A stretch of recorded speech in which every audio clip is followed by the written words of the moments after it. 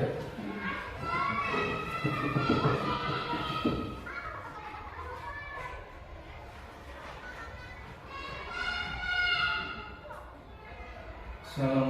warahmatullahi wabarakatuh. Waalaikumsalam warahmatullahi wabarakatuh. Yang terhormat Bapak Kepala SD Negeri Jambian 2, yang terhormat Bapak Ibu Guru SD Negeri Jambian 2, pertama-tama kami panjatkan puja dan puji syukur kehadirat Allah yang Maha Kuasa, yang mana kita diberikan kesehatan, kenikmatan, sehingga kita semua dapat berkumpul dalam acara kegiatan diseminasi budaya positif. Kemudian di sini akan kami bacakan susunan acara pada pagi hari ini. Untuk acara yang pertama adalah pembukaan.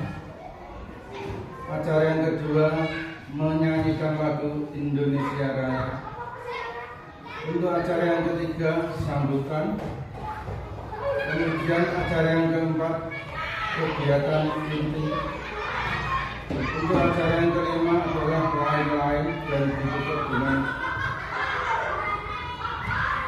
kemudian dilanjutkan yang keenam adalah doa, ditutup dengan acara penutup, yaitu acara yang ketujuh. Untuk acara yang pertama adalah pembukaan. Marilah kita bersama membacakan basmalah bersama. Bismillahirrahmanirrahim. Kemudian untuk acara yang kedua adalah menyanyikan lagu Indonesia Raya. Kemudian dipimpin oleh Ibu Sri Sumiati dan para Bapak Ibu Guru dimohon untuk berdiri.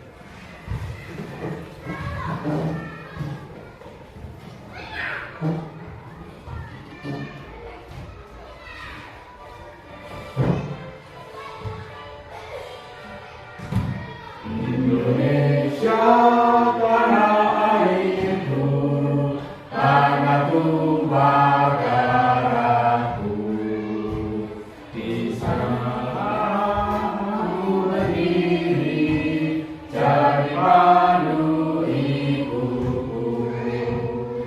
Indonesia kebangsaanku, bangsa dan tanah airku. Marilah kita berseru, Indonesia bersatu. Hiduplah tanahku, hiduplah negeriku, bangsaku, rakyatku semuanya. Bangunlah jiwanya, bangunlah badannya untuk Indonesia Raya. Indonesia Raya, merdeka, merdeka, tanahku, negeriku yang ku cinta. Indonesia Raya, merdeka, merdeka, hiduplah Indonesia Raya. Indonesia Raya, merdeka, merdeka, tanahku, negeriku yang ku cinta. Indonesia Raya, merdeka, merdeka, hiduplah Indonesia Raya. Para Bapak Ibu Guru dimohon duduk kembali.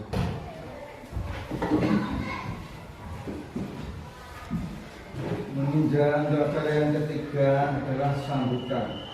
Kepada Bapak Kepala SD Negeri Jambian 2 dimohon waktu dan tempat diaturkan.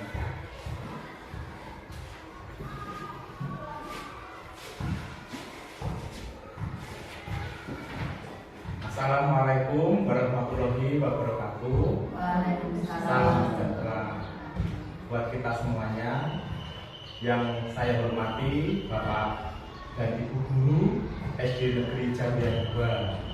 Marilah hari ini kita mengucap syukur kepada Tuhan Yang Maha Kuasa atas berkat dan limpah kasih karunia-Nya. Hari ini kita bisa melaksanakan kegiatan diseminasi budaya positif dengan baik. Saya di sini selaku Kepala SD Negeri Jambian 2 mengucapkan selamat kepada Bapak Ibu guru yang senantiasa semangat di dalam menjalani kegiatan belajar mengajar untuk kemajuan di SD Negeri Jambian 2. Sesuai tema kegiatan hari ini yaitu diseminasi budaya positif. Itu semoga membawa perubahan yang baik, yang besar untuk SD Negeri Jambian 2, di mana kita memerlukan budaya yang positif yang ditanamkan pada masing-masing anak didik kita agar mempunyai perubahan di dalam mindset belajar, menyikapi perubahan-perubahan fenomena di dalam alam sekitar, terutama di dalam dunia pendidikan. Harapan saya Bapak Ibu nanti bisa mengikuti acara ini bisa sampai selesai, sampai akhir, dan ilmu yang didapatkan nanti bisa di-share atau dibagikan kepada guru yang lain atau murid atau siswa. Mungkin pembukaan atau sambutan dari saya demikian. Atas perhatiannya saya ucapkan terima kasih. Selamat mengikuti kegiatan ini. Semoga tidak ada halangan sampai selesai nanti. Atas perhatiannya saya ucapkan terima kasih. Wassalamualaikum warahmatullahi wabarakatuh.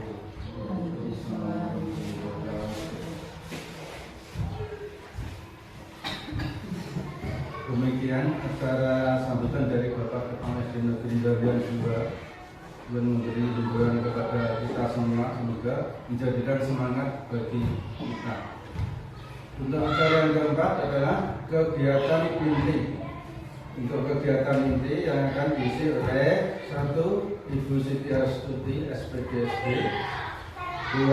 Ibu Mei Andriana SPD, 3.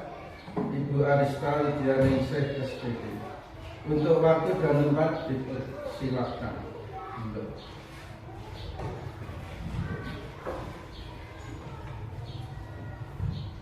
Terima kasih atas waktu yang diberikan kepada saya.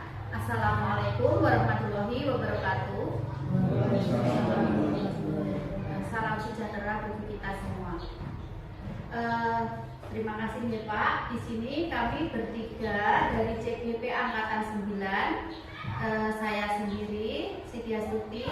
Yang kedua Ibu Mei Andriana, dan yang ketiga Ibu Arista ingin menyampaikan diseminasi budaya positif di sekolah.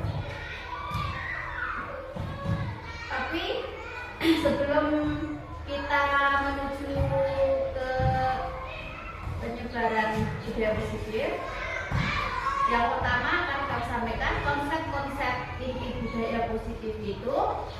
Yang pertama adalah perubahan paradigma belajar. Yang kedua, disiplin positif. Ketiga, nilai-nilai kebajikan. Kebutuhan dasar manusia, motivasi perilaku manusia, posisi kontrol guru, keyakinan kelas, dan segitiga restitusi.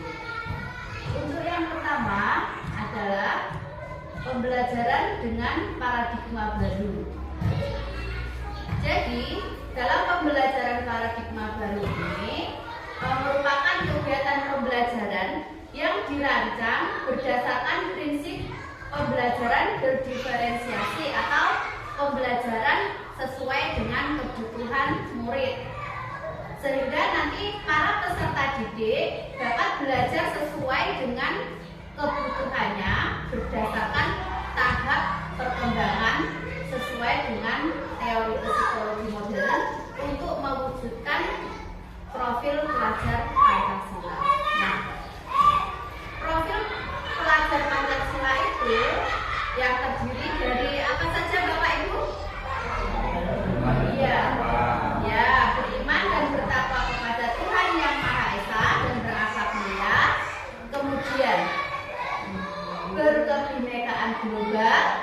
bergotong royong, kreatif, bernalar kritis, dan mandiri. Itu adalah tujuan pembelajaran kita dalam paradigma baru. Untuk yang selanjutnya, kita akan masuk ke miskonsepsi tentang teori kontrol. Tapi sebelum kita masuk ini, saya ingin mengajak Bapak Ibu untuk melakukan kegiatan ini. Cobalah buka. Saya minta tolong kepada 2 orang dari Bapak Ibu guru untuk mempraktekkan kegiatan. Yang mau membantu saya, silakan. Ya. Monggo Bu Evi sama 2 orang. Saya minta 2 orang. Terima kasih Bu Sri. Nah, nanti saya Bu Sri sebagai guru orang ke-1 atau A ya, si A gitu ya, dan Bu Evi adalah si B. Jadi nanti Bu Sri silakan mengepalkan tangannya. Bayangkan bahwa di tangan Bu Sri ini ada sesuatu yang harus Ibu pertahankan. Ini benar-benar istimewa dan sangat penting sekali bagi Bu Sri. Jangan sampai genggaman Bu Sri ini terbuka dan diambil oleh Bu Evi. Nah, Bu Evi ini tugasnya adalah boleh membujuk, boleh mengintimidasi, boleh memarahi, boleh mengejek atau boleh apa saja untuk mendapatkan agar kepalanya Bu Sri ini terbuka. Silakan, boleh mendekat saja, ditanya saja.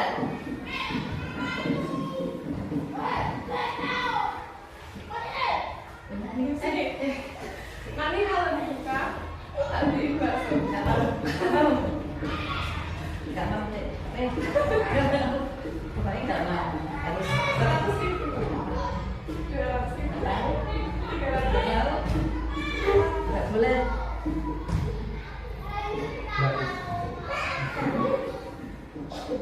Kalau besok beliin baju, kalau dibuka Nggak mau. gamis Kurang tahu. 1 juta. Nggak mau. 1,5 Bu. Nggak mau. Besok kamu tak beliin ayam, bakso, sama gamis juga Bu. Nggak mau. Ya udah. Nah,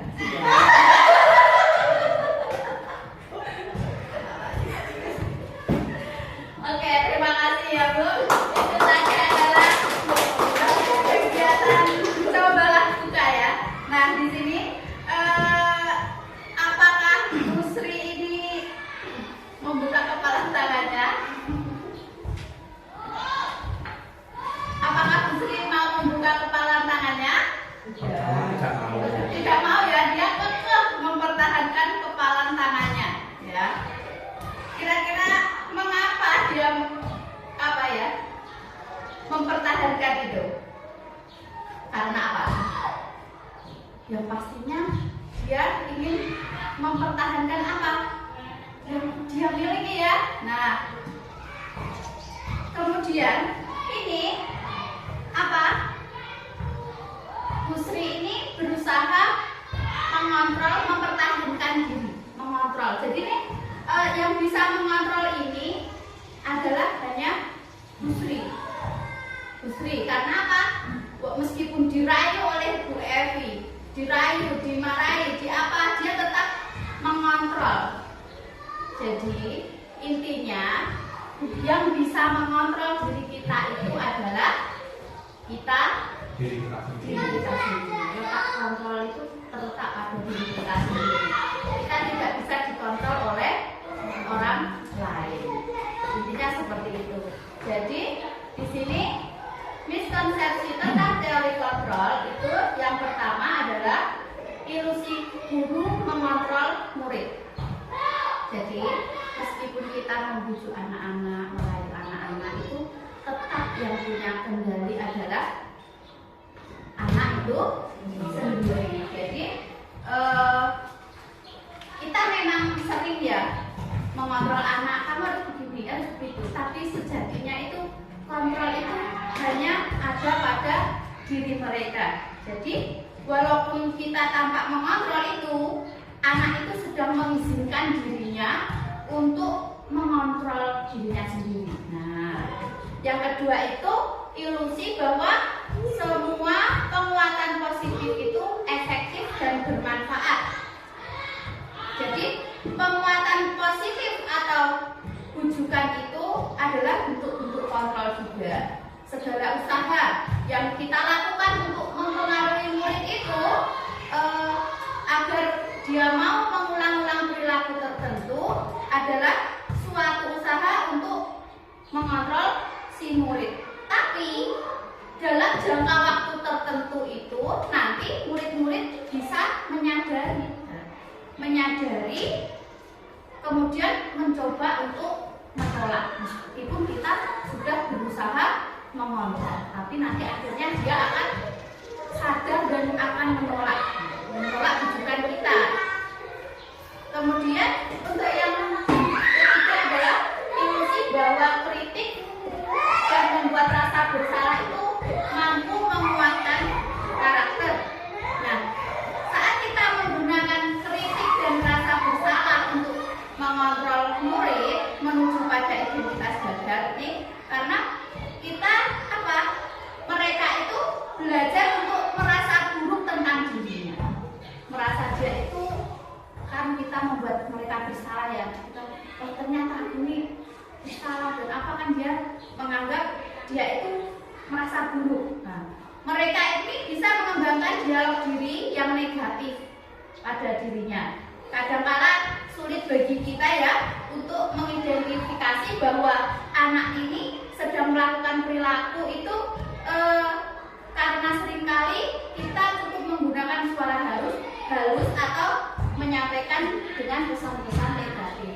Yang keempat, ilusi bahwa orang dewasa itu berhak memaksa.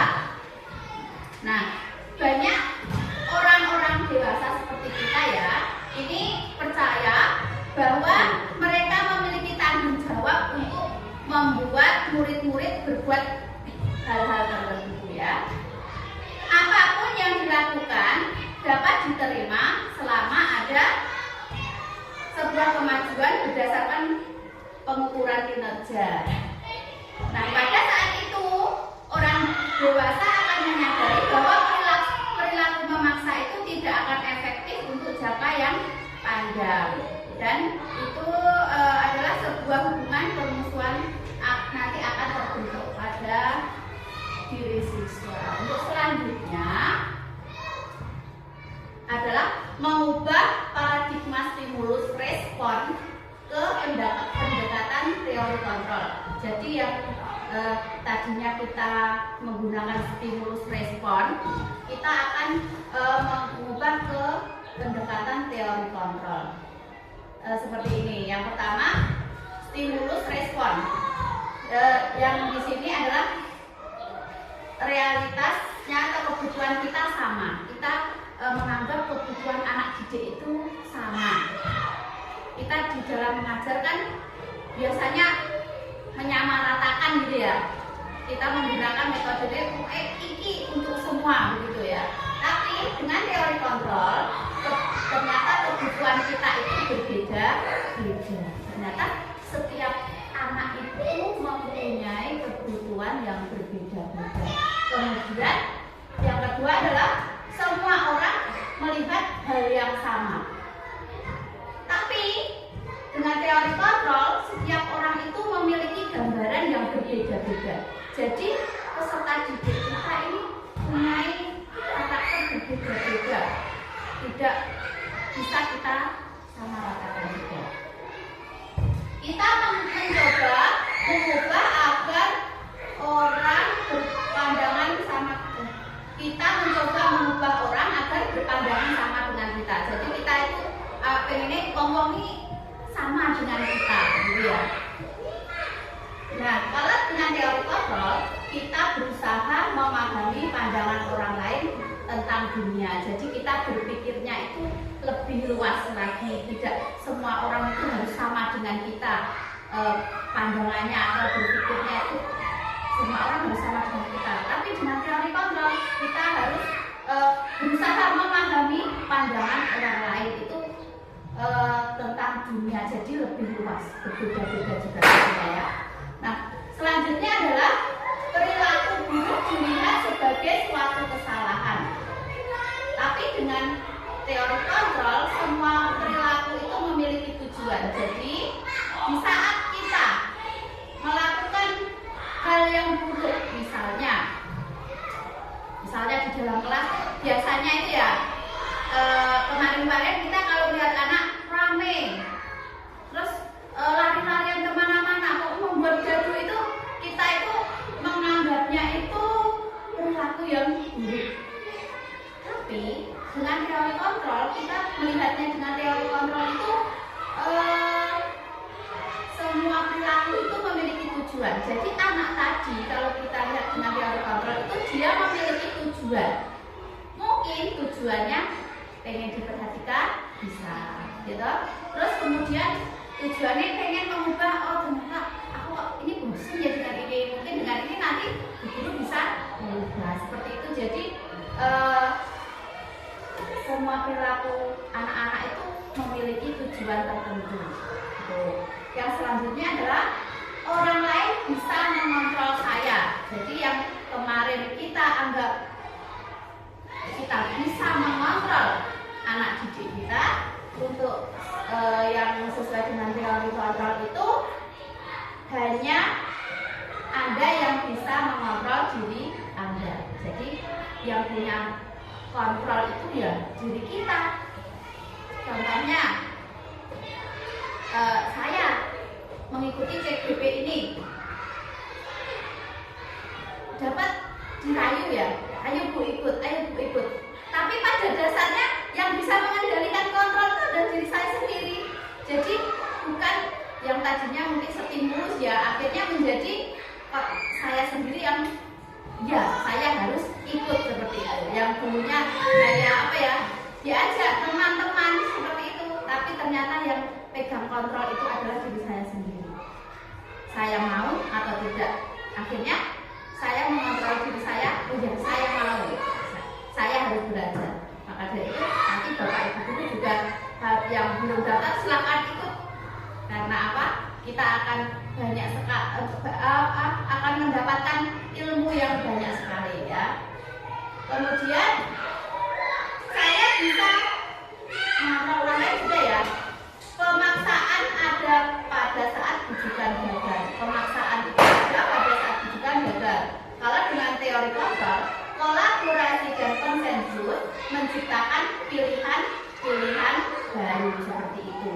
Kemudian untuk model berpikir menang atau kalah, tapi dalam teori kontrol itu model berpikir menang dan menang seperti itu. Kemudian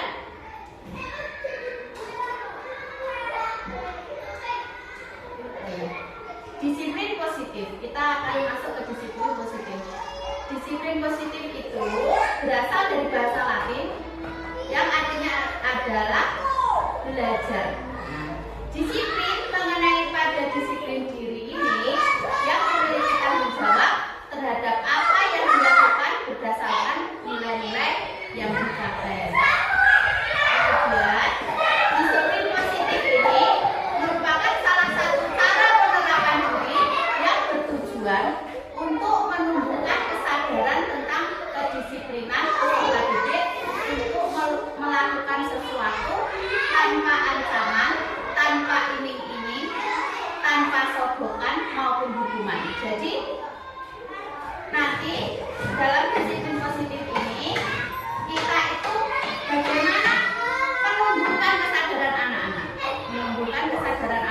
untuk melakukan sesuatu, tapi tanpa harus kita bujuk atau ancaman ya. Biasanya kan kamu kalau tidak mengerjakan nanti dapat nilai 0, gitu. Nanti tidak dapat nilai gitu kan biasanya. Tapi di sini anak itu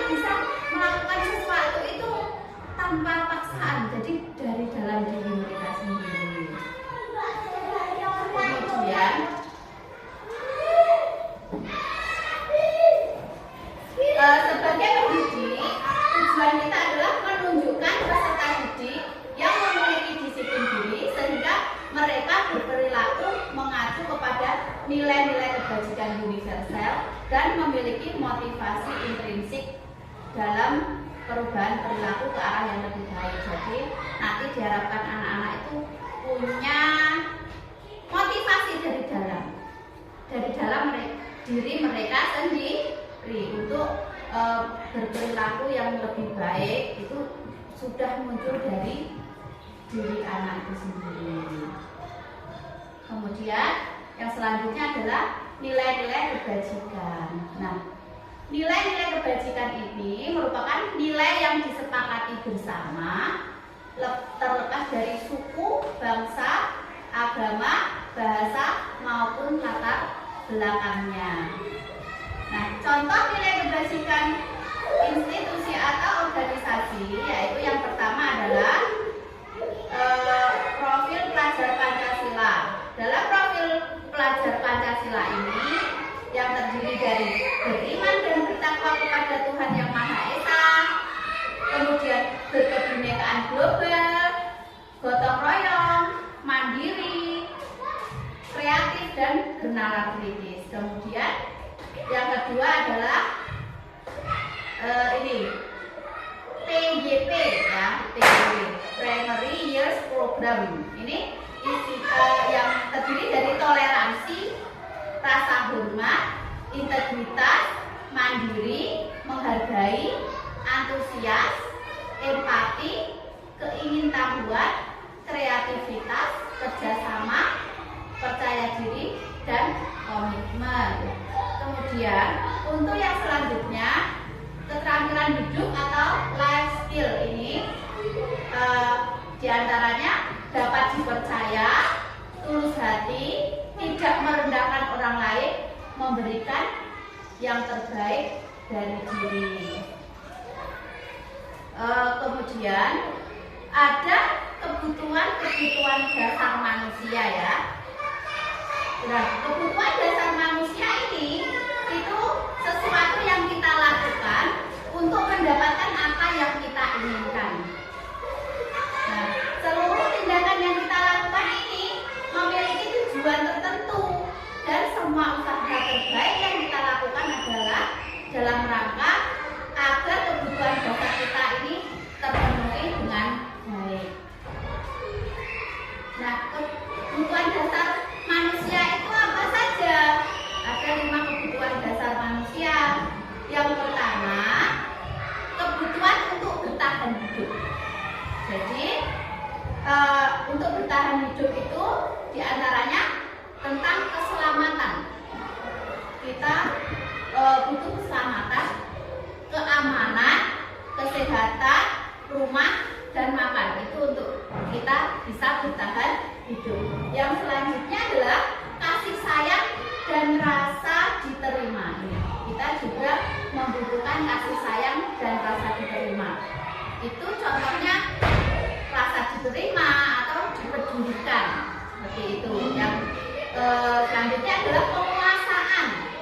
Penguasaan ini diantaranya adalah harga diri, memimpin, kemudian berprestasi, terampil. Itu adalah termasuk dalam kebutuhan dasar manusia dalam hal penguasaan. Untuk selanjutnya adalah kebebasan. Kebebasan itu bisa mandiri, mencoba hal baru, mampu mengendalikan diri. Itu adalah kebebasan. Dan yang selanjutnya, yang kelima adalah kesenangan. Jadi kebutuhan dasar manusia itu ada juga kesenangan. Yang pertama itu bermain, seperti anak-anak itu ya suka sekali bermain karena memang kebutuhan dari dia. Hiburan, kegembiraan, tawa, belajar itu adalah bagian dari kesenangan. Untuk selanjutnya masuk pada motivasi perilaku manusia. Ini akan disampaikan oleh rekan saya, Ibu Arista.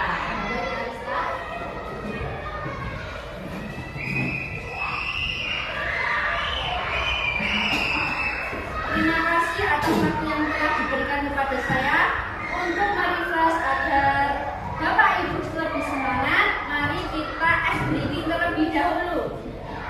Saya tadi Bapak itu sudah menguap terus.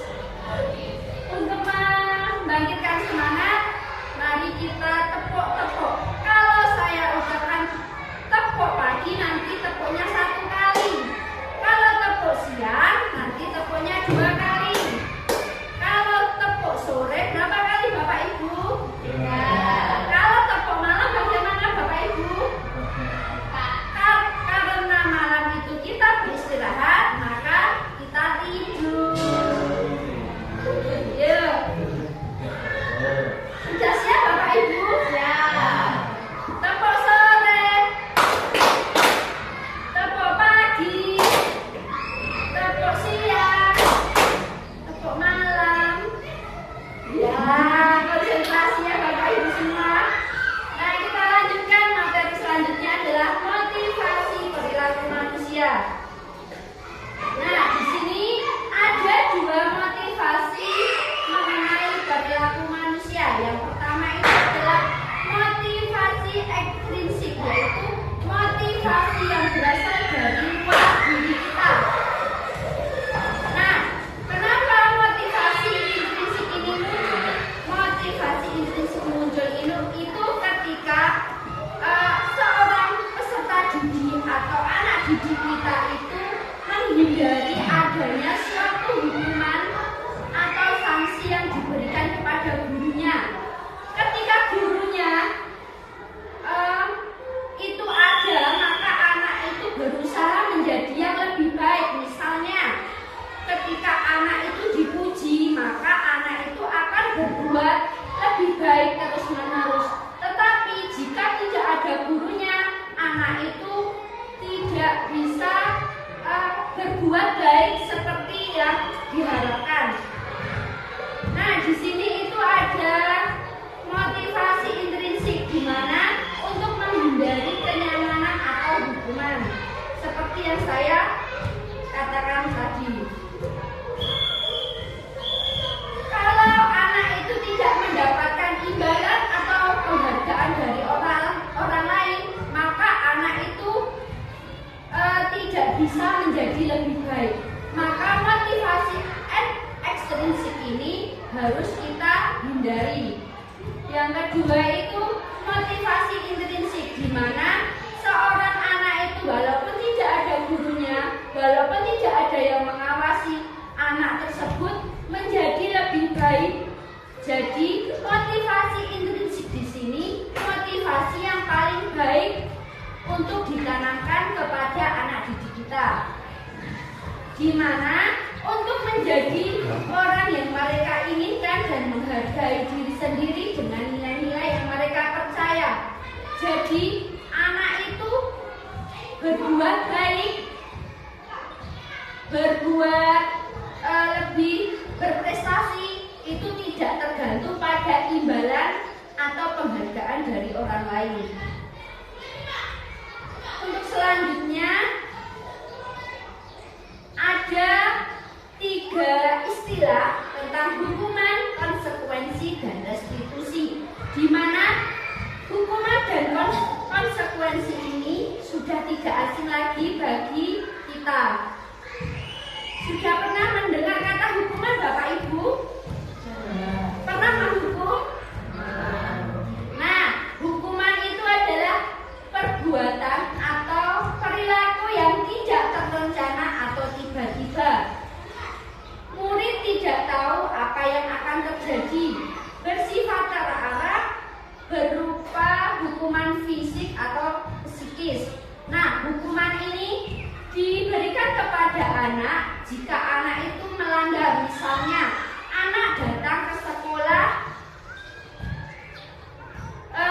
30 menit dari aturan sekolah, maka anak itu akan mendapatkan hukuman. Misalnya, mengelilingi lapangan 10 kali.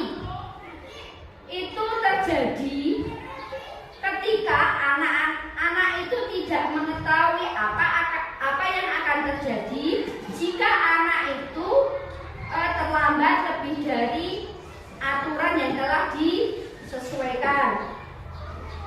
Yang kedua itu konsekuensi, di mana aturannya itu terencana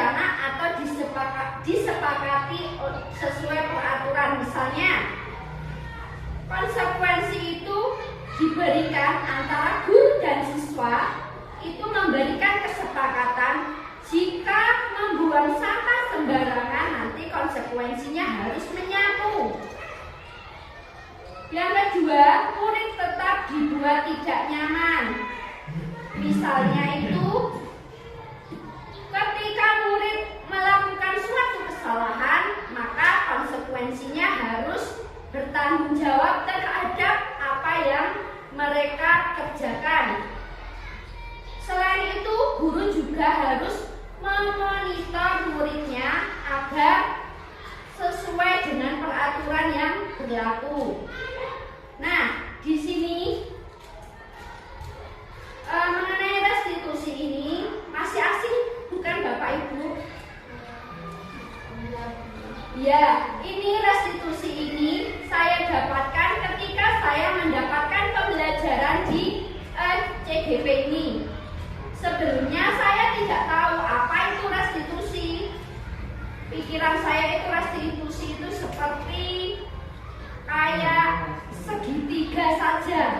Maksudnya segitiga itu yang bagaimana? Nah, akan kita bahas ke materi selanjutnya. Proses menciptakan kondisi bagi murid untuk memperbaiki kesalahannya. Jadi, ketika anak itu melakukan kesalahan, anak itu jangan langsung kita tegur atau langsung kita salahkan. Kita cari penyebab dari akar permasalahannya terlebih dahulu agar anak itu dapat memperbaiki kesalahannya. Yang kedua itu proses kolaborasi yang mengajarkan murid untuk mencari solusinya sendiri.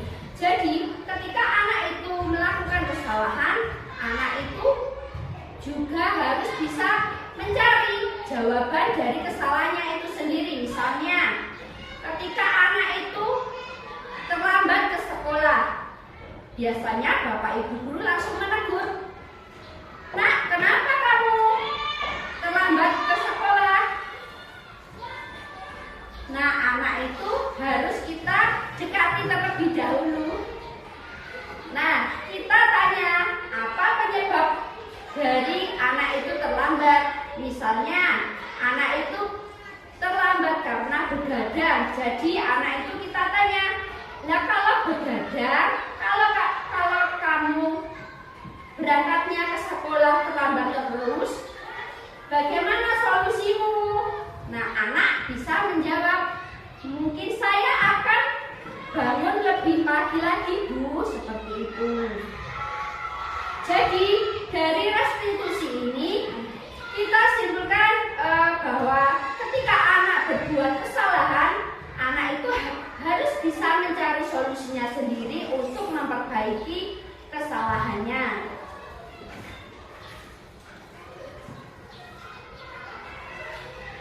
Nah, di sini ada 5 posisi kontrol guru. Ada yang tahu Bapak Ibu? Guru itu posisinya sebagai apa saja? Ada yang bisa menyebutkan?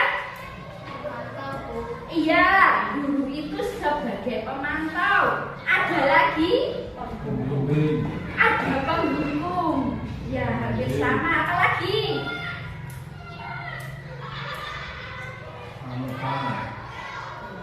Sebagai temanku, sebagai teman, ya benar sekali Bu Siti. Apalagi ada yang tahu? Ya, benar sekali sebagai manajer. Ternyata manajer itu bukan hanya di perusahaan besar, tetapi di sekolah itu guru juga bertindak sebagai manajer. Yang pertama adalah penghukum. Nah, di sini saya itu juga masih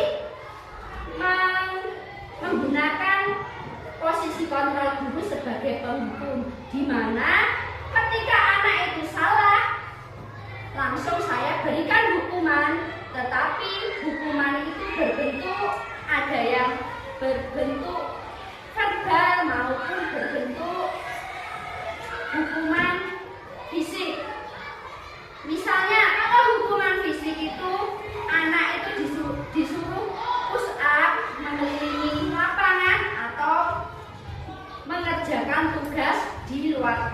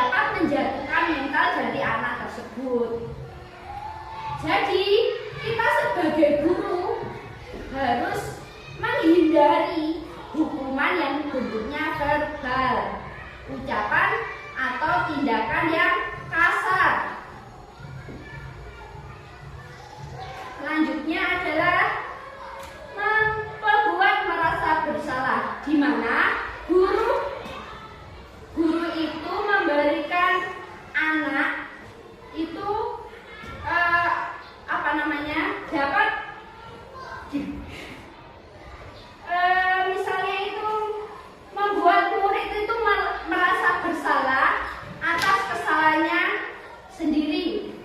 Ada yang tahu contohnya Bapak Ibu guru?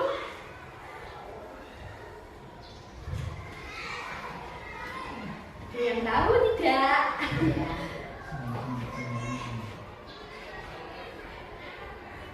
Anak itu salah, tetapi anak itu harus mengakui kesalahannya. Benar Bu, Bagaimana Bu Mei contohnya? saat murid saya tidak mengerjakan tugas saya loh sudah capek-capek buatkan soal buat kamu, gak kasihan sama Bu Guru. Seperti itu. Oh iya, benar sekali seperti itu. Ada lagi? Misalnya, guru sudah berangkat pagi-pagi, tetapi anak didiknya tidak mengerjakan PR. Terus gurunya berkata kepada muridnya, "Nak, apakah kamu gak kasihan sama orang tuamu? Sudah menyekolahkanmu, mendidikmu, membesarkanmu, tetapi kamu tidak mengerjakan PR." Seperti itu. Saya biasanya seperti itu Bu. Berarti Iya. saya membuat merasa bersalah pada anak-anak ya. Ya, pada intinya itu membuat merasa bersalah agar anak itu memperbaiki kesalahannya. Seperti itu.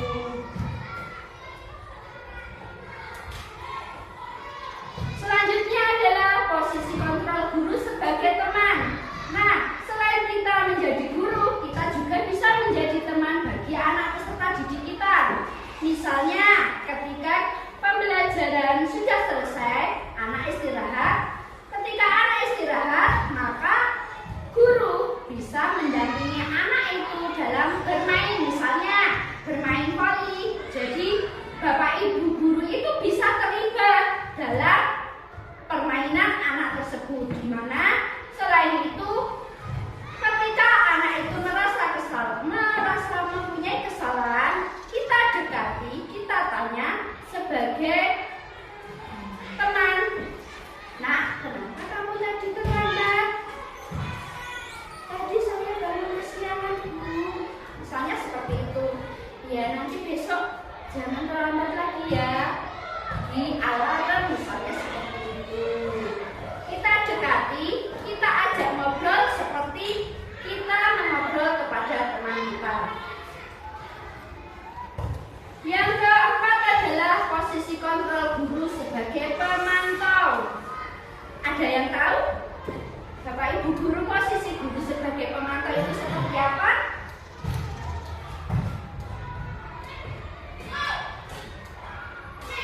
Kita pantau anak didik kita itu jika membutuhkan arah, kita dekati. Misalnya, anak itu ketika mengerjakan tugas di kelas, kita sebagai guru harus berkeliling dari anak satu ke anak yang lain. Kenapa tujuannya? Ada yang tahu Bapak Ibu guru? Memantau anak sudah paham belum Bu? Iya, benar sekali. Memantau anak, apakah anak tersebut sudah paham tentang materinya atau guru harus memberikan modifikasi agar anak itu lebih paham lagi. Selain itu ada lagi Bapak Ibu guru? Apalagi? Mungkin kalau anak punya kesulitan terus nggak berani bertanya ke depan. Ya, itu biasanya itu kalau anak pendiam. Anak pendiam itu ketika tidak bisa mengerjakan, biasanya itu diam saja. Nggak berani mau bertanya kepada gurunya. Kemudian, yang kelima ini adalah sebagai manajer. Maksudnya bagaimana Bapak Ibu guru? Ada yang tahu sebagai manajer? Pemimpin Bu. Ya, sebagai pemimpin. Apalagi Bapak Ibu guru? Maksudnya manajer di sini adalah guru memberikan arahan atau cara efektif dalam mengajar agar anak itu lebih paham lagi. Selain dalam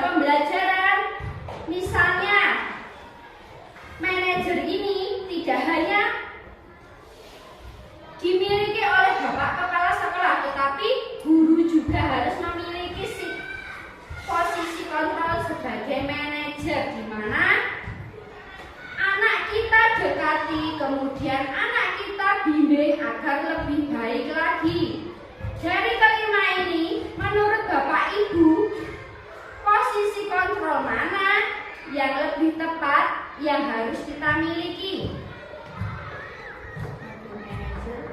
Sebagai manajer yang pertama, alasannya apa Bu Mei? Karena kita bisa mengarahkan anak kita ke yang baik tanpa harus membujuk. Ya, mengarahkan anak agar lebih baik lagi, lebih berprestasi lagi tanpa adanya suatu hukuman. Mungkin ada yang mengidolakan sebagai penghukum. Ada tidak Bapak Ibu yang pengen menghukum muridnya? Ada. Coba Pak Tri, kalau Pak Tri sebagai guru kelas 5, posisi mana yang Pak Tri ingin terapkan lebih baik lagi di sekolah? Guru sebagai teman. Ya, kenapa Pak Tri guru sebagai teman? Kita dari guru juga menjadi sebagai teman anak-anak agar anak-anak semata-mata tidak takut kepada kita semua dan bisa mengutarakan sesuatu yang positif atau negatif atau dari kesannya atau masalah-masalah yang mungkin ada pada anak-anak, kita dapat memberikan solusi pada anak-anak. Ya, benar sekali Pak Tri, bahwa sebagai guru itu harus bisa menjadi teman bagi peserta didiknya. Kenapa? Karena dengan kita menjadi teman, maka permasalahan yang ada di kelas kita akan kita ketahui dan bisa kita selesaikan, sehingga antara guru dan murid itu tidak ada rahasia. Tidak ada rahasia di antara guru dan murid. Satu lagi, kalau Bu Sri itu sebagai guru memiliki posisi kontrol yang mana? Yang ingin diterapkan?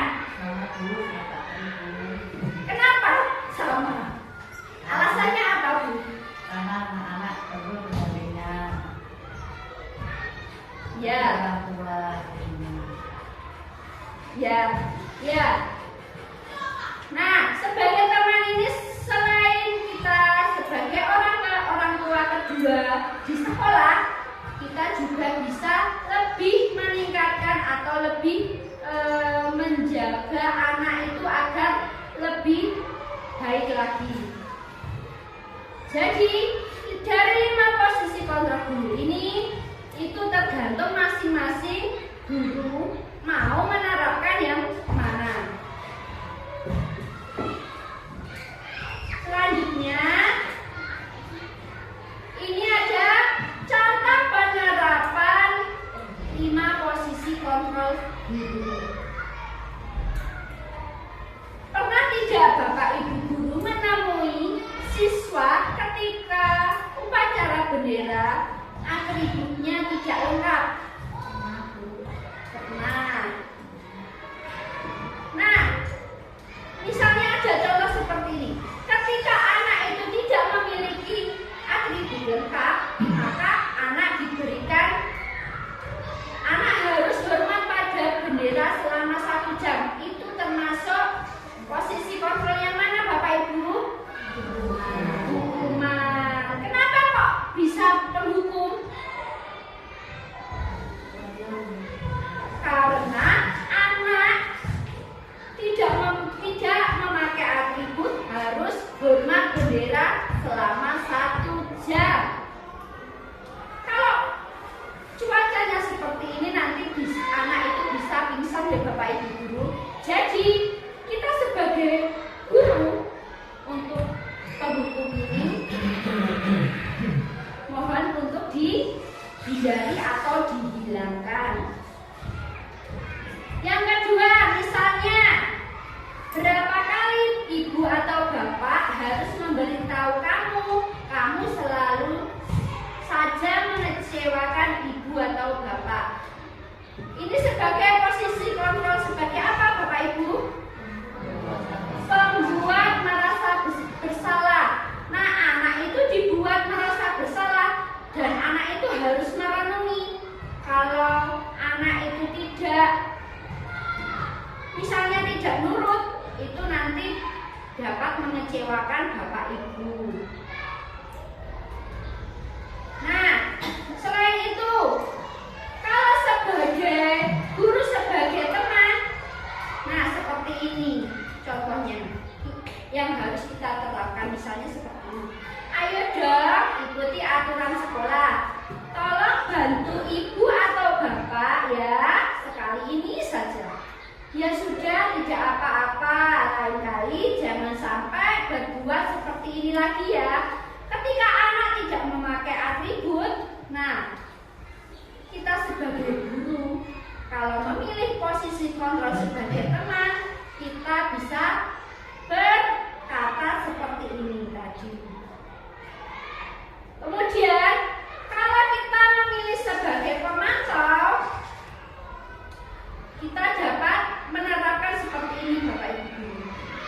Kamu sudah melanggar peraturan sekolah karena tahu konsekuensinya. Setelah upacara, kamu beli atributnya ke koperasi dan jangan diulanginya lagi. Nah, berarti pemantau ini, guru memantau siswa, kemudian memberikan solusi agar tidak mengulangi lagi untuk membeli atribut ke koperasi dan agar tertib ke depannya.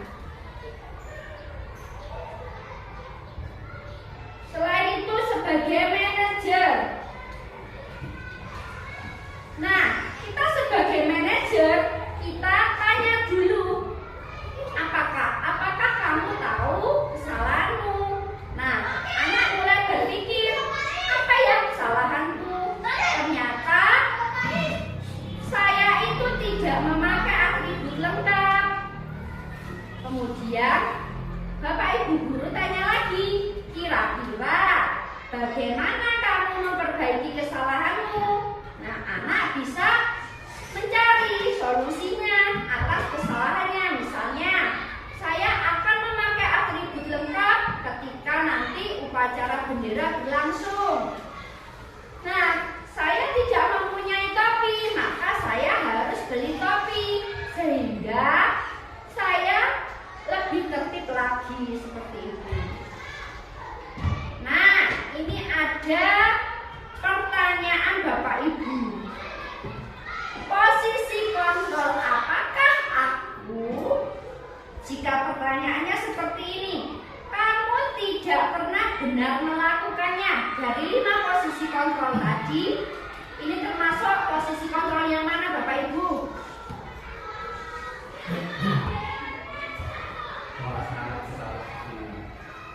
Ada lagi jawabannya selain itu?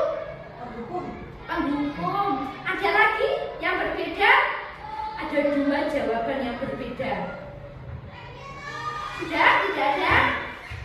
Kita lihat Bapak Ibu dulu. Dari contoh kasus ini, posisi apakah Ibu? Penghukum. Ternyata penghukum itu seperti anak itu tidak pernah ada benarnya, seperti itu. Kita lanjutkan lagi. Ada satu lagi pertanyaan. Posisi kontrol apakah aku? Kamu tidak pernah mendapat nilai jika tidak mengerjakan tugas. Masuk posisi kontrol apa Bapak Ibu? Ada penghukum. Ya, ada lagi? Pemantau. Ada lagi? Kita lihat ya Bapak Ibu dulu. Apakah jawabannya? Sebagai pemantau. Jadi ketika anak itu tidak mengerjakan tugas,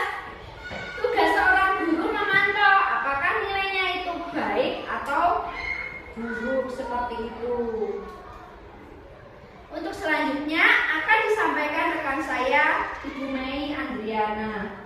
Waktu dan tempat silakan.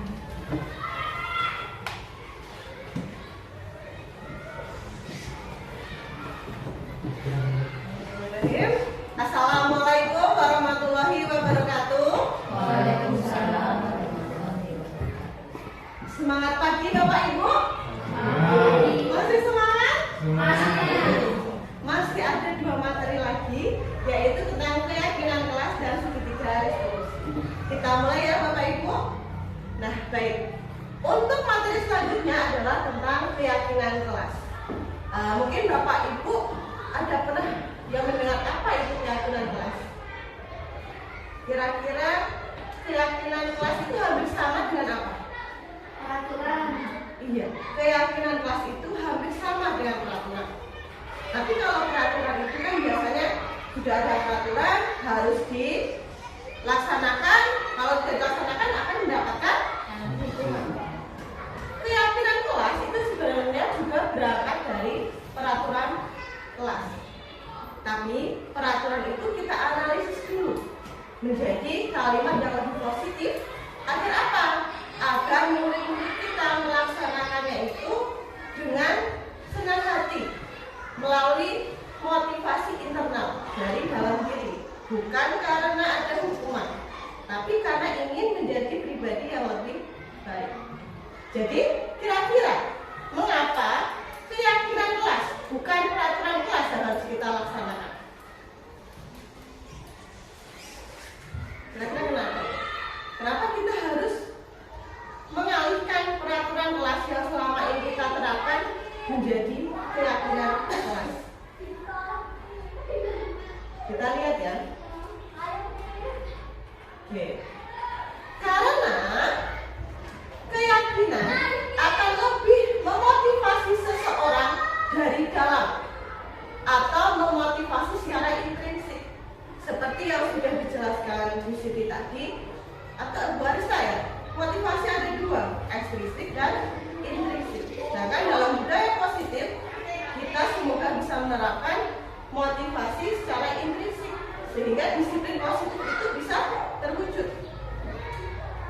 Nah, seseorang akan lebih tergerak dan bersemangat untuk menjalankan keyakinannya daripada hanya sekedar mengikuti serangkaian peraturan yang mengatur mereka harus berlaku begini atau begitu, yang membuat ketidaknyamanan dan keterpaksaan. Berangkat dari inilah Bu. Jadi kita harus mulai merubah peraturan-peraturan itu menjadi keyakinan kelas. Bagaimana caranya? Kita akan belajar pada pagi hari ini. Ini juga materi yang baru saya dapatkan kemarin. Ya, pembentukan keyakinan kelas itu yang pertama itu bersifat abstrak. Yang kedua, pernyataannya universal. Yang ketiga, dibuat dalam pernyataan positif. Jadi dari peraturan kelas yang mungkin ada kalimat yang negatif, kita ubah dulu menjadi kalimat yang positif. Misalnya, tidak boleh terlambat. Kita bisa mengubahnya menjadi tepat waktu, seperti itu ya.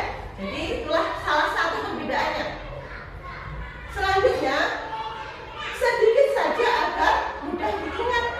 Jadi kalau kalimat di keyakinan kelas itu karena pernyataannya lebih universal, lebih luas, maka kalimatnya juga akan lebih singkat. Ya, seperti tadi sudah ada kan nilai-nilai universal, ada mandiri, disiplin, apalagi tadi Bu, kreatif. Nah itu bisa dijadikan keyakinan kelas. Kemudian sesuai dengan kondisi kelas dan sekolah sehingga mudah diterapkan. Jadi dalam keyakinan kelas, dalam membentuk keyakinan kelas, kita juga melihat latar belakang kondisi kelas dan sekolah kita. Bagaimanakah iklim atau bagaimanakah suasana kelas dan sekolah kita. Dan yang terakhir, semua warga sekolah atau warga kelas dilibatkan saat membuat keyakinan kelas. Jadi saat membuat keyakinan kelas itu tidak guru tiba-tiba masuk terus ini anak-anak keyakinan kelas kita, bukan. Keyakinan kelas itu adalah kesepakatan kita. Sesuatu yang kita yakini, yang kita ilhami dan yang akan diterapkan. Itu ya Bapak Ibu, ini latar belakang kenapa sih harus berubah menjadi keyakinan kelas. Ini ada langkah-langkah menetapkan keyakinan kelas serta pendalamannya. Dari beberapa menit tadi, kurang lebih ya, saya menyampaikan tentang keyakinan kelas. Kira-kira dari 6 kalimat ini, langkah pertama untuk menyusun keyakinan kelas yang mana Bapak Ibu?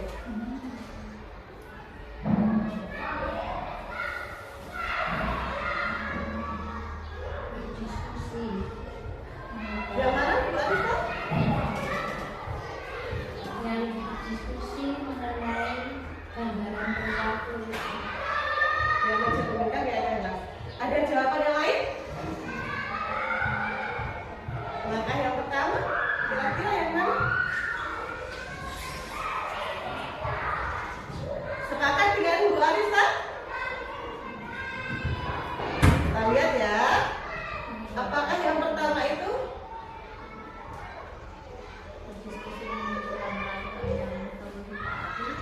Berdiskusi menunjukkan peraturan-peraturan yang perlu ditaati oleh kelas. Kita lihat ya. Iya. Yang pertama adalah berdiskusi memunculkan peraturan-peraturan yang perlu ditaati warga kelas. Jadi kita berdiskusi dulu. Selama ini apa peraturan-peraturan kita anak-anak? Mungkin di kelas Bapak Ibu sudah ada peraturan kelas? Sudah ada. Diambil dari itu. Peraturan kelas kita seperti ini anak-anak. Hari ini kita akan mencoba menjadi keyakinan kelas kita. Ya, kita mendaftar peraturan kelas. Kira-kira langkah yang kedua apa Bapak Ibu? Mengubah peraturan menjadi kalimat yang lebih positif. Mengubah peraturan menjadi kalimat yang lebih positif. Ada yang lain? Setelah atau sepakat? Silakan dicermati dulu.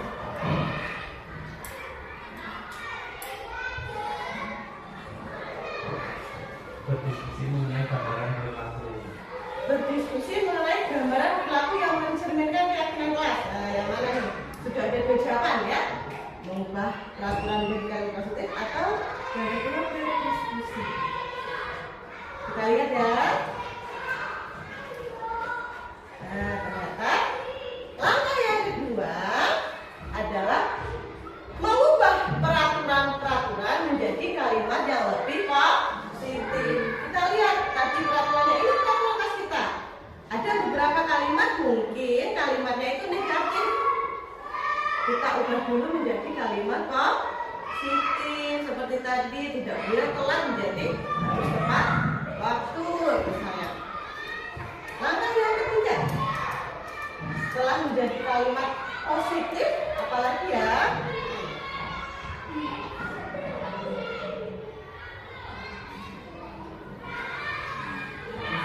Mungkin ini baru-baru, jadi kita belajar bersama ya Bapak Ibu.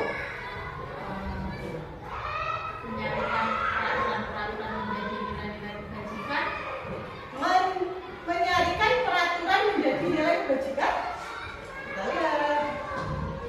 Itu dari ya. Iya, betul sekali. Yang kedua adalah menyarikan peraturan-peraturan menjadi nilai kebajikan seperti tadi. Tidak boleh datang terlambat. Kita ubah lagi menjadi harus tepat waktu. Kita ubah lagi. Kira-kira tepat waktu itu nilai apa? Disiplin. Berarti kita ubah menjadi kedisiplinan. Seperti itu ya. Selanjutnya langkah keempat. Ini tadi langkah ketiga. Langkah keempat masih ada 3 lagi.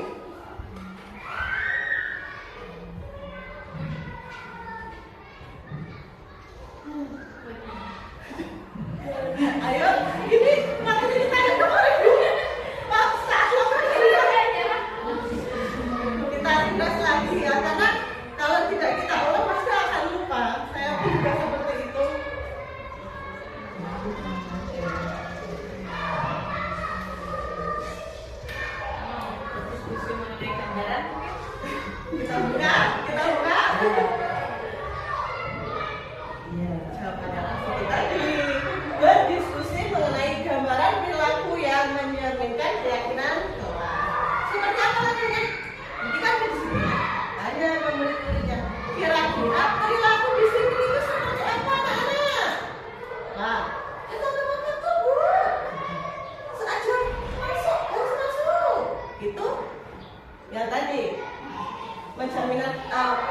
nilai tadi mencerminkan perilaku yang seperti apa. Terus ditanyakan, kalau yang tidak disiplin seperti apa? Oh, yang tidak disiplin itu kalau ada tugas malah lari-lari. Tuh ya. Langkah selanjutnya masih ada 2.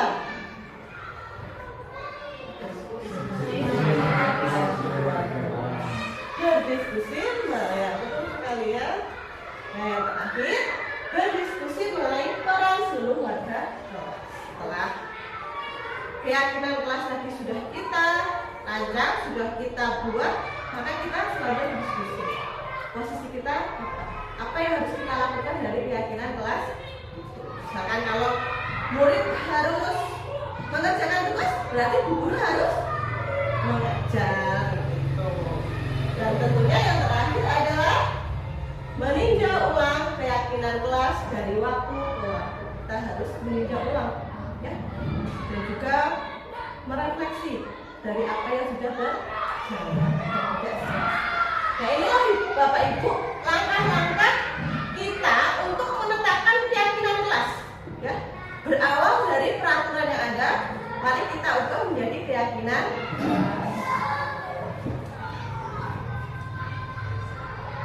Selanjutnya, mari kita praktek menyusun keyakinan kelas. Di sini saya sudah menampilkan kira-kira, tidak usah banyak-banyak ya, 5 peraturan kelas yang sudah ada. Jadi langkah pertama kan menyusun peraturan yang sudah ada, sudah kita susun nih. Ada berdoa sebelum dan setelah melaksanakan kegiatan, tidak boleh terlambat, masuk kelas saat bel masuk dibunyikan, mengucapkan salam saat bertemu teman dan guru, tidak boleh berbicara kasar atau tidak pantas. Langkah kedua tadi apa Bapak Ibu? Mengubah menjadi kalimat positif. Kira-kira kalimat mana yang perlu diubah? Tidak boleh terlambat. Ya, kalimat kedua ya akan kita ubah karena ini masih kalimat negatif. Tidak boleh terlambat, kira-kira kita ubah menjadi apa?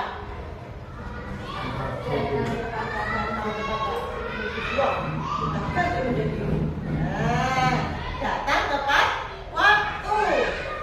Adakah lagi yang harus kita ubah? Tidak boleh berbicara kasar. Iya betul, kalimat yang terakhir. Tidak boleh berbicara kasar atau tidak pantas. Kira-kira diubah menjadi apa? Bicara sopan. Nah, ini kita buang, kita mandi. Berbicara sopan atau berbicara dengan baik. Langkah kedua sudah kita lakukan, mengubah kalimat negatif menjadi positif. Langkah ketiga, pernyataan positif ini kita ambil nilai kebajikan yang ada di dalamnya, ya. Dari yang pertama, berdoa sebelum dan setelah melaksanakan kegiatan. Kira-kira nilai kebajikan apa yang ada di dalamnya? Religius juga boleh, atau beriman pada Tuhan juga sama saja, ya. Yang kedua, datang tepat waktu. Disiplinan. Ya, disiplin. Yang ketiga, masuk kelas saat kalau masuk dibunyikan. Disiplin juga ya Pak? Ya, disiplin. Yang keempat, mengucapkan salam saat bertemu dengan teman dan guru.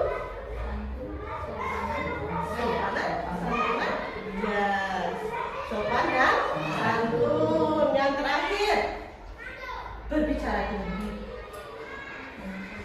Sopan dan santun. Nah, ternyata dari 5 peraturan yang sudah kita ubah menjadi kalimat positif, ini hanya terdapat 3 nilai kebajikan, yaitu beriman pada Tuhan, disiplin dan sopan santun. Selanjutnya kita berdiskusi mengubah nilai-nilai itu menjadi keyakinan. Jadi, kurang lebih seperti ini. Keyakinan kelas 1 beriman pada Tuhan. Itu sudah mencakup banyak sekali sikap yang perlu diterapkan. Kelas 1 selalu disiplin.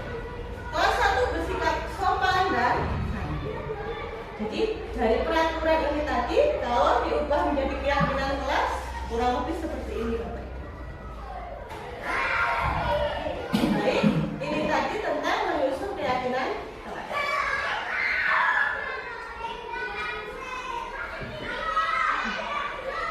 Nah, kira-kira Bapak Ibu setelah ini sudah ada gambaran belum bagaimana menyusun keyakinan kelas? Semoga setelah ini kita bisa menerapkan keyakinan kelas di kelas kita masing-masing. Kita praktekkan, kita ubah peraturan yang ada menjadi keyakinan kelas. Agar apa?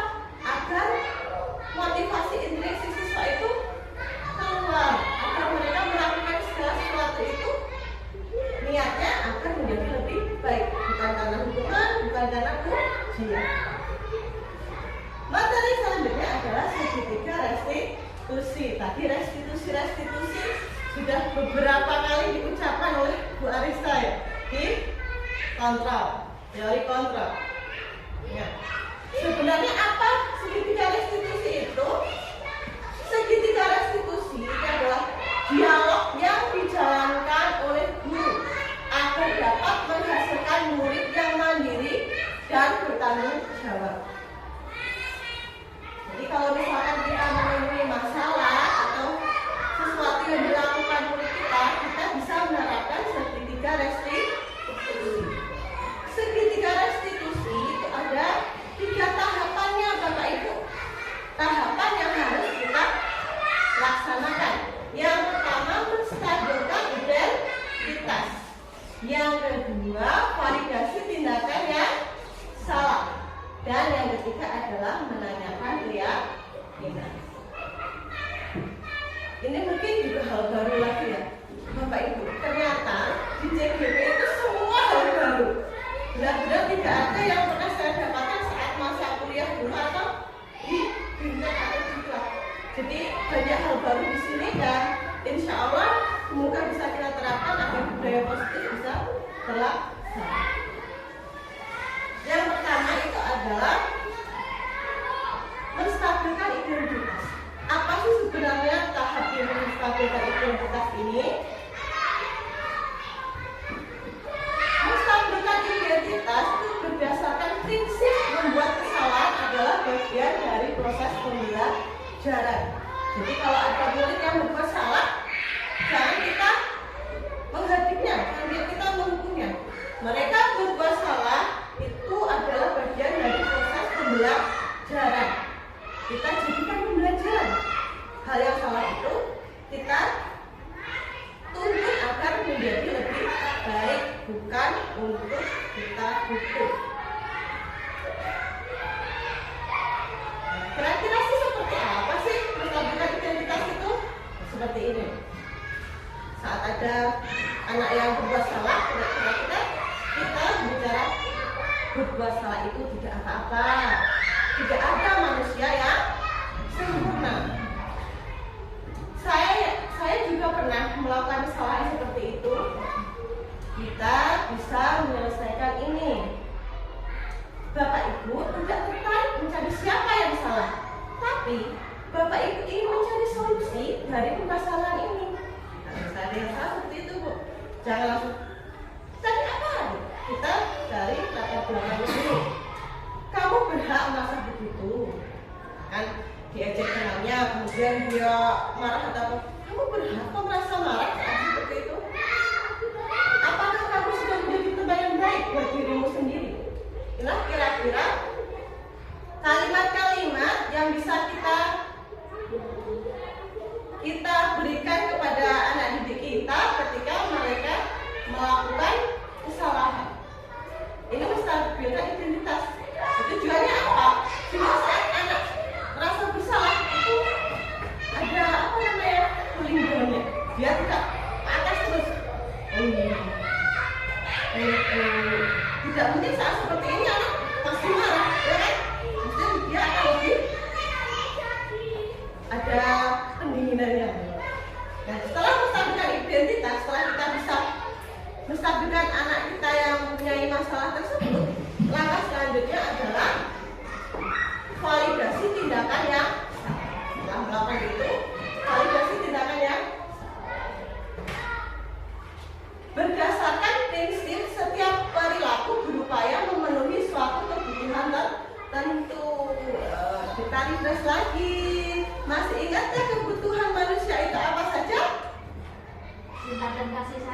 Ya, kita butuh cinta dan kasih sayang. Jadi anak melakukan kesalahan itu karena mereka itu dicintai dan diberikan kasih sayang. Yang kedua, bertahan hidup. Mereka setelah melakukan kesalahan itu mereka ingin memiliki bertahan hidup. Keselamatan tadi ya salah satunya. Yang ketiga, kesenangan. Kadang mereka berbuat salah itu karena mereka ingin mendapatkan kesenangan.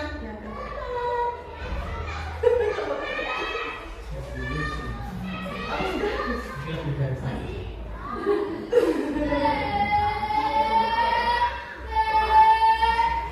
ya itu ya. Oke, kita lihat ya langkah-langkahnya. Ini kira-kira saat validasi tindakan yang salah itu kalimatnya adalah kamu pasti punya alasan mengapa melakukan hal ini. Iya Bu, saya tadi belum sarapan, makanya saya bolos apa kelas. Padahal kamu bisa melakukan yang lebih buruk dari ini ya. Atau kamu patut bangga pada dirimu sendiri karena kamu telah melindungi sesuatu yang penting buatmu. Dan yang terakhir, kamu boleh mempertahankan sikapmu itu, tapi kamu harus menambahkan sikap yang lebih baru adalah ini validasi tindakan yang salah. Dari sini nanti anak didik kita akan tahu, oh ternyata tindakan saya salah dan perlu diperbaiki. Dan langkah yang terakhir adalah menanyakan keyakinan. Nah, tadi kan sudah ada keyakinan kelas, kita tanyakan keyakinan yang ada. Berdasarkan prinsip teori kontrol bahwa pada dasarnya kita akan mengaplikasi secara prinsip. Ya, apa saja? Kira-kira apa keyakinan kelas kita? Nilai-nilai apa yang telah disepakati bersama? Atau seperti apa gambaran sebuah kelas yang ideal menurut kamu? Kamu ingin menjadi orang yang seperti apa? Itu bisa kita laksanakan di akhir percakapan saat kita memberikan bimbingan kepada adik kita yang berbuat salah. Itu ya Bu ya, Bapak Ibu, kira-kira itu langkah yang bisa kita lakukan. Kok beda sih Bu sama zaman dulu? Zaman dulu, zaman sekarang itu memang beda ya Bapak Ibu. Kalau zaman sekarang namanya generasi apa? Waktu zaman saya generasi milenial. Generasi Z. Ya. Ini contoh penerapan segitiga restitusi.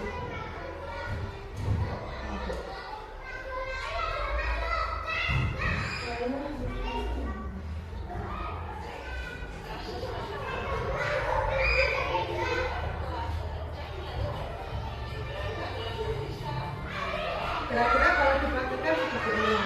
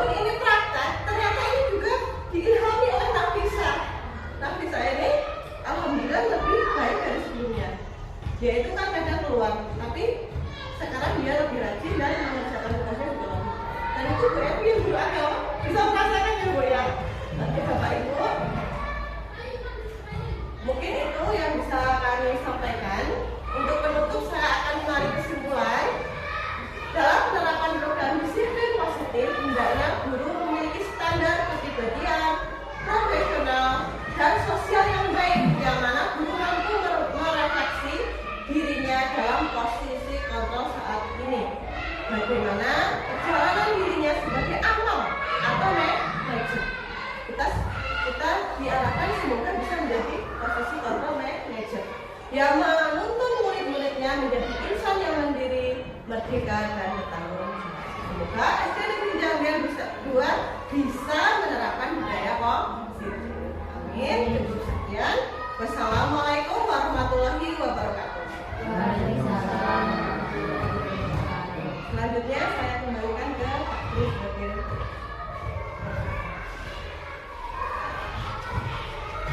Terima kasih.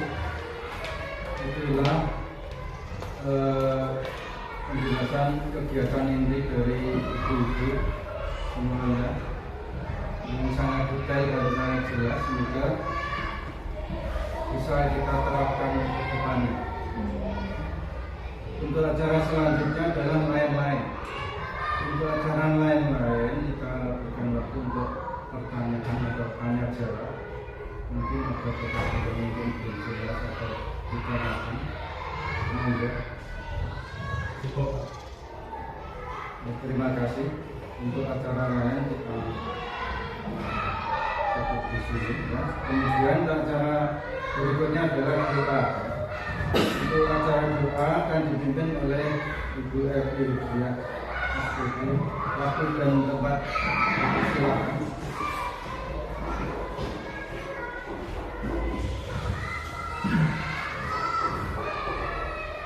Bapak Ibu sebelumnya minta maaf hari kita berdoa terlebih dahulu semoga acara hari ini tetap bermanfaat bagi kita semua.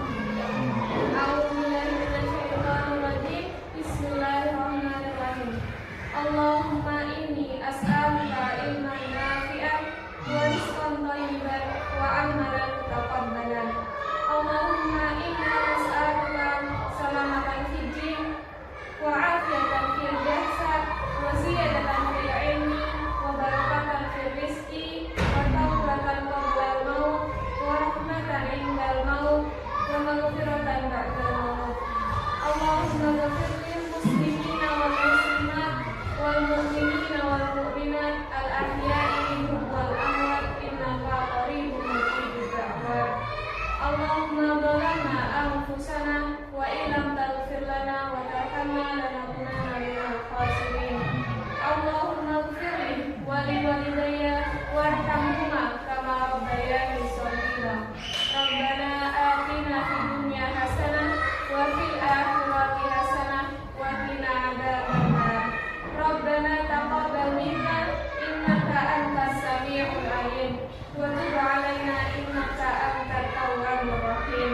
Wa sallallahu alaihi sayyidina Muhammad walhamdulillahi rabbil alamin.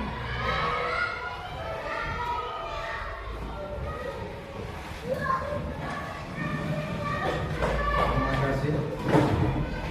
Untuk acara demi acara yang kita lewati, untuk acara yang terakhir adalah penutup.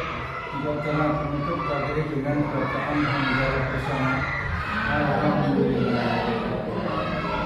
Kemudian kami sebagai pembawa acara, apabila ada kesalahan atau kata-kata yang kurang berkenan di hati Bapak Ibu semuanya, kami mohon maaf yang sebesar-besarnya. Wassalamualaikum warahmatullahi wabarakatuh.